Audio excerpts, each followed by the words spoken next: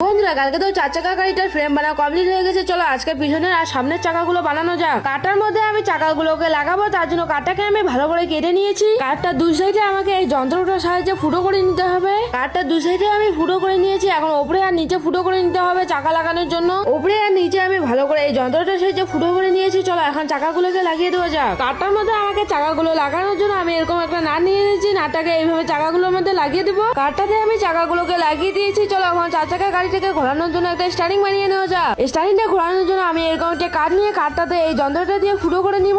এরকম একটা বেয়ারিং নিয়ে বেয়ারিংটাকে আমি ফেভিকুইক দিয়ে ভালো করে লাগিয়ে দিব। তারপর এরকম একটা ডাড়ি নিয়ে ডাড়িটাকে আমি বেয়ারিংটার মধ্যে ভালো করে লাগিয়ে দিয়েছি। আর চাকাগুলোকে আমি বেয়ারিংটার মধ্যে ফিট করে দিয়েছি। আর দেখো আমার স্টারিং প্রায় কমপ্লিট। আর দেখো আমার স্টারিংটা কত সুন্দর ঘুরছে। আর তোমাদেরকে কালকে পিছনের চাকাগুলোকেও লাগিয়ে দেখাবো। বন্ধুরা তোমরা তো অনেকেই জানো না আমি ইনস্টাগ্রামে আর ইউটিউবে ভিডিও ছাড়ি। ইউটিউবে ধামাকা বিকি ব্লগ আর ইনস্টাগ্রামে ধামাকা বিকি ব্লগ। তোমরা ওখানে গিয়ে একটু ফলো করে দিও।